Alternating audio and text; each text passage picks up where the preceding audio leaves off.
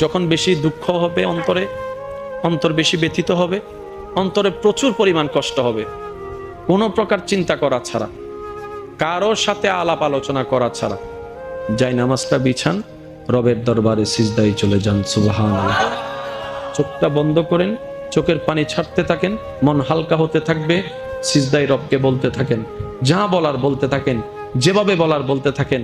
মনে রাখবেন, আপনার সেই মনের বেতার ভাষা হতে পারে আপনার রক্ত বুঝবে না, আপনার ভালোবাসার মানুষ বুঝবে না, আপনার প্রিয় মানুষ বুঝবে না, কিন্তু আপনি যেভাবেই বলেন না কেন, আপনার প্রত্যেকটা শব্দ আপনার রব্বুল আলামিন বুঝবেই বুঝবে। সুবহানাল্লাহ। আপনি যখন ওনাকে দুঃখের কথা বলবেন, উনি আপনার দুঃখটাকে হালকা করে দিবে, সেই দুঃখের খবর প্রকাশ করে আপনাকে কখনো বেইজ্জত করবে না। আর আপনি যখন সুখের খবর পেয়ে রবের দরবারে সিজদায় চলে যাবেন, তখন আল্লাহ তাআলা খুশি হয়ে আপনার সুখটাকে আরো বাড়ায় দিবে। লা ইন শাকারতুম